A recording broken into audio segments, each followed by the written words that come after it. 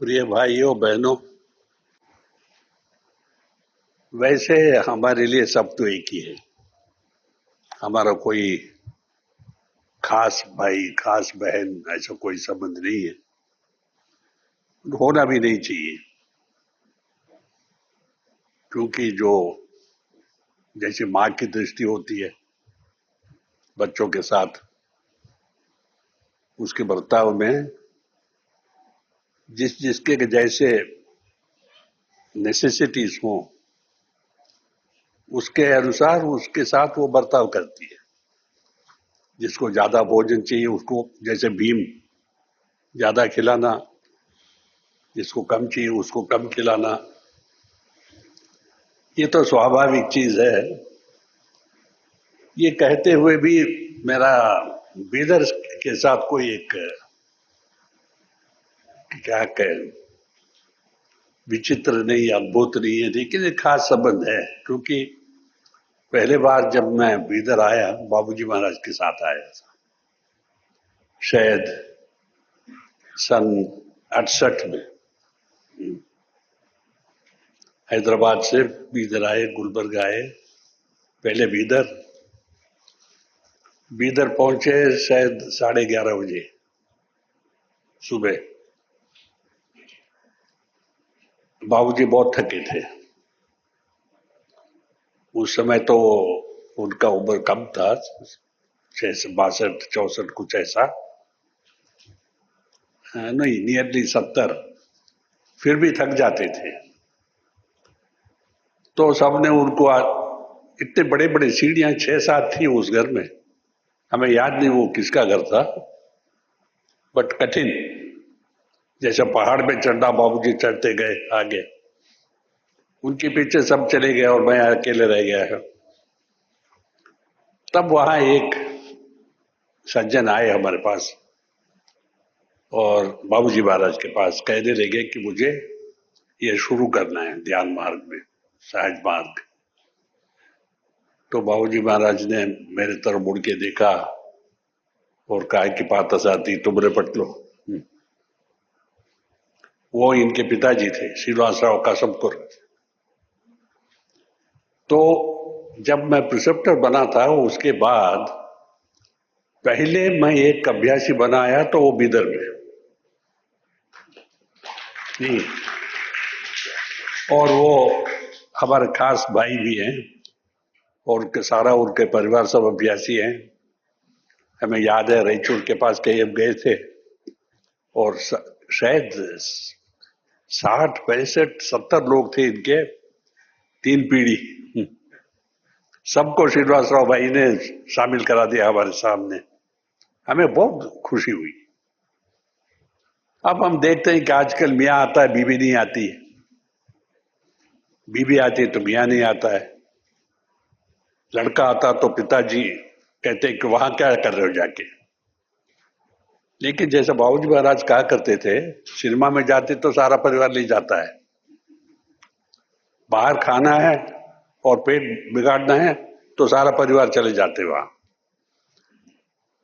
और गाड़ी पकड़नी है तो स्टेशन में 1 घंटा पहले जाके बैठ जाते।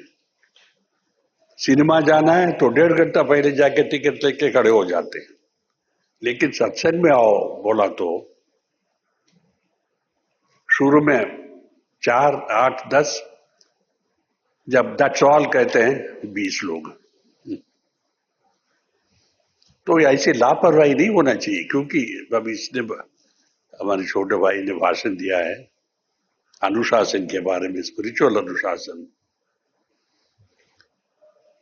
अगर कोई हमारे पिछले जन्म देख सकता है, यानी खुद का, और इस जन्म से उसका तुलना करो, और अगर हमारी आंखें खुल जाए और अब देख सकते हैं कि अगला जन्म क्या हो सकता है, तो ये बेवकूफी इंसान में नहीं रहेगी।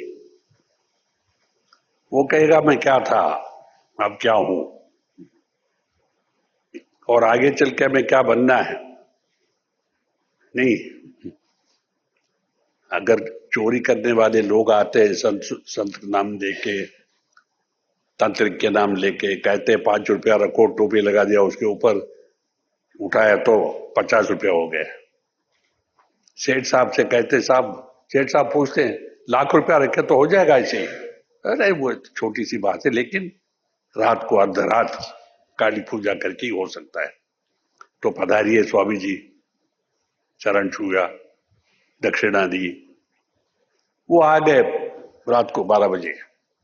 ओम क्रीम ह्रीम ऐम स्वाहा, धूल डाल दिया तुम्हारे आंखों में, और ये बेवकूफ लाख रुपया लगा दिया, टोपी भी लग गई ऊपर। और वो तंत्र कहता है अब मत खोलो, ये सब है सूर्योदय के बाद नहा धो के पूजा पाठ करके फिर उसको खोलना। खोला तो क्या मिला? इस सब में भरोसा है हम लोगों में, क्योंकि लालच है इंसान में। हम लोग में क्रेविंग नहीं है, जो बाबूजी महाराज कहते थे कि होना चाहिए। क्रेविंग क्या होता है? तरक्की के लिए जो तड़प होता है वो क्रेविंग कहते हैं अंग्रेजी में। तरक्की के लिए, बनने के लिए कुछ। लेकिन हमें तो बनने में नहीं, लेने में, इकट्ठा करने में हमारा लालच है। तो लाख रुपया खो गया ऐसी, इसके साथ अपनी इज्जत भी खो गई। और फिर वो इतना नाराज होता है कि बीबी को मारता है, बच्चों को लात मारता है, और 1 हफ्ता लगता है उसको पुलिस में। पुलिस कहेगी क्या? पुलिस वाले हंसते हैं, अरे सेठ साहब आप भी इस पे आप पकड़ में आए। सो अब क्या करें इंसान के साथ? कोई तरीका है सिखाने के लिए कि भाई ये लालच है, ये तरक्की के मार्ग में हमारी इच्छा है, हमारी ख्वाहिश है, हमारी जिंदगी है। लेकिन जैसे अंग्रेजी में एक कहावत है, bird in hand is worth two in the bush. हाथ में एक चिड़िया हो तो जो पेड़ पे 2 बैठा उसका क्या, कुछ नहीं है, ये काफी हमारे लिए। तो और फ्लैट लो, और गाड़ी लो, और कुछ इकट्ठा करो, समझ गए? तो इसी के पीछे आज इंसान की बुद्धि जा रही है। तो हमारे प्रिसेप्टर लोग बहुत, यानी दिल लगा के काम करेंगे ना, तो 100 में कोई एक आता है। अगर हम कहें तो जैसे मोहब्बत की कहानियां हो दी कि दिल टूट गया उसका बेचारा, ये जो है हमारे मैदान, आध्यात्मिकता का मैदान, इसमें जितने दिल टूटते हैं उतना और बाहर नहीं टूटता। मोहब्बत क्या चीज होती है? आज प्रेमी है, कल नफरत है। आज की दुनिया में शादी पर किसी को भरोसा नहीं है कि कल कब वक्त क्या होगा, वो जाएगी या ये जाएगा। 6 महीने की शादी हुई, चलेगी, और ज्यादातर औरतें चली जाती है मैकी में और लौटती नहीं है। हमारे पास कई केस हैं अभ्यासियों का। दोनों अभ्यासी शादी करने के बाद 6 महीने रुकती है, घर चली जाती है, फिर इनकार करती है, नहीं आना है। ये बेचारे जाके बार बार वह फरियाद करता है, लौटो तो मेरी बीवी हो। तो आज की दुनिया में अरे जब बीवी को नहीं मानता है, बच्चों को नहीं मानता है, केवल हमारे मकान, हमारे बंगला, हमारे फ्लैट, तो खुदा के बारे में वो क्या सोचेगा?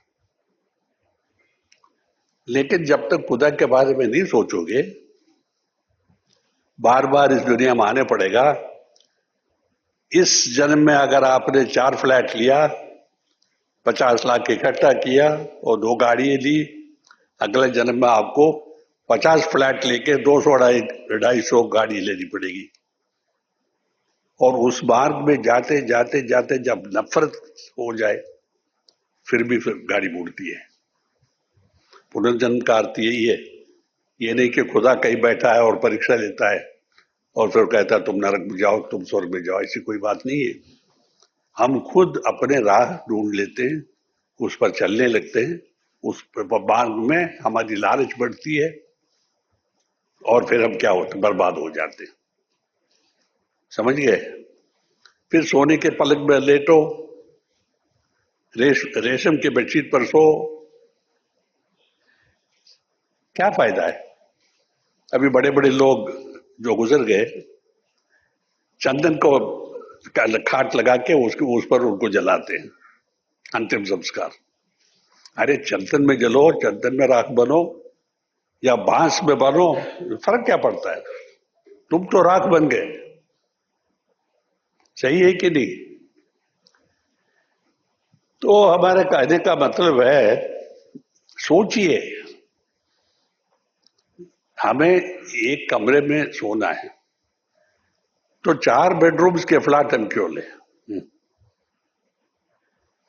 नहीं नहीं साहब, कभी मन आए तो उसमें सो जाएंगे।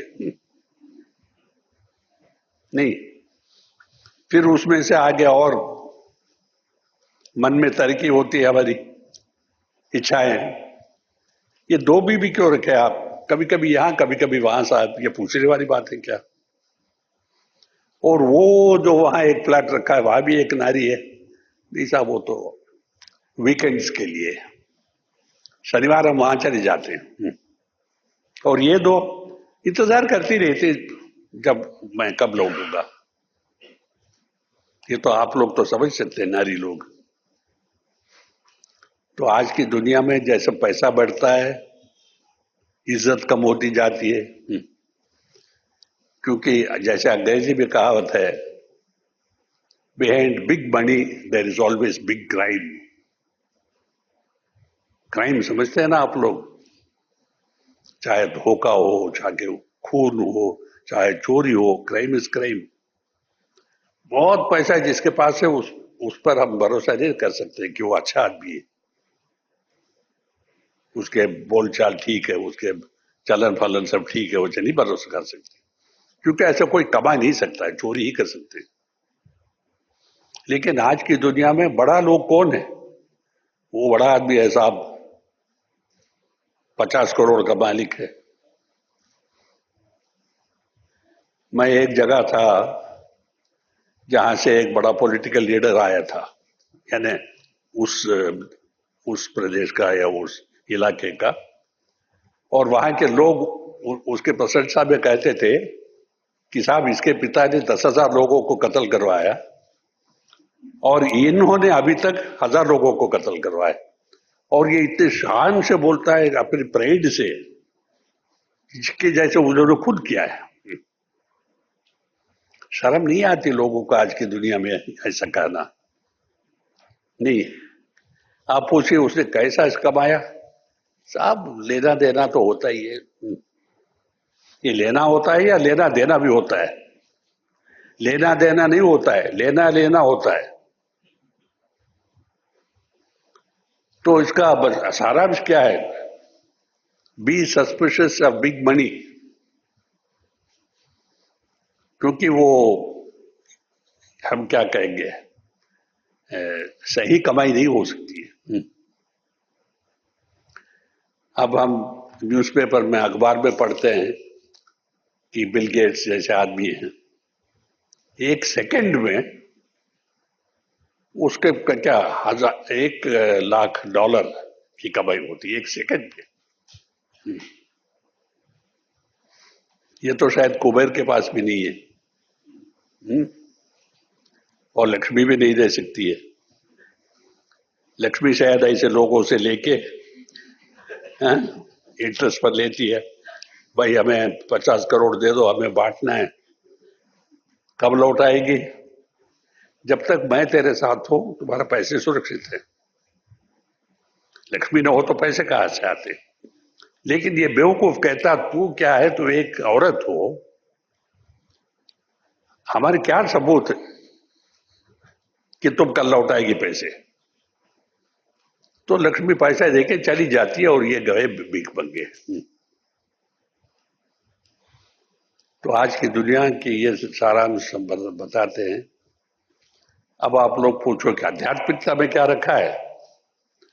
इसमें यही कठिनाई है कि कोई दिखा नहीं सकता है आपको। अब बालक स्कूल जाता है, मेरी एक नानी थी, जब भी मैं बम्बई से उसके पास जाता हूँ छुट्टी में, वो कहती थी कुछ अंग्रेजी बोलो। मैं पूछता था, नानी तुम्हारी समझ में क्या है? हम कुछ भी बोल जाए। ऐसी नानी के सामने तो कहो कि वो बीए पढ़ेगा, एमए पढ़ेगा, वो क्या बेचारी समझेगी कि इसके खोपड़ी में क्या है? बाहर के स्वरूप तो वही है। गांव में गया तो वही कुएं के पानी में नहाता है, वही भात रोटी खाता है। वहां तो पिज्जा वट्सा नहीं मिलते गाय वो अपने गांव में नहीं। नानी समझती, कहता है कि 2 साल हो गए, 4 साल हो गए, यहाँ आओ, कहाँ पढ़ा है तुमने? अरे नानी, कहते कहते मैं थक गया, अभी एमए पढ़ रहा हूं। एमए क्या होता है? तो ऐसी दुनिया में जब हमें ये फर्क नहीं मालूम होता है कि ये पढ़ा लिखा है, ये बेवकूफ है, इनके बीच में क्या अंतर है, जब तक हम समझदार नहीं हो हम इनको समझ नहीं सकते कि कौन बेवकूफ है नहीं और कौन पढ़े लिखा आदमी। तो आध्यात्मिकता में आपको क्या समझ आएगा? जब तक आप इसको करके अपने अंदर इसको उतार के खुद के अंदर देखेंगे कि मैं अब कुछ बनाऊं, तो इसका सबूत आप ही में जो बनेगा वो सब सबूत भी पाएगा साथ साथ। जो कोशिश नहीं करेगा और पहले कहेगा कि हमें सबूत दो, वो तो खोजते रहा जन्म जन्मांतर। तो ये ख्याल रखिए कि जब तक हम नहीं करके इसका फायदा पाएंगे और फिर हम अपने अंदर झांक के अब देखेंगे कि हाँ यहाँ कुछ है जो पहले नहीं था। ये ऐसा नहीं कि पेट में देखा हाँ पैसे है, ये यहां देखना पड़ता है। तो मैं थक जाता हूं आजकल बुढ़ापे में, सो अभी मैं बंद कर लेता हूं। हमारा भाषण हिंदी तो बोला हमने, तो सबको समझ में आया होगा। तो अभी 2 मिनट के बाद हम सबको पूजा करेंगे। बच्चों को हटा देना, बच्चों को यहाँ रहना ठीक नहीं है। और फिर आप लोग टेलीफोन बंद करके तैयार हो जाइए। धन्यवाद।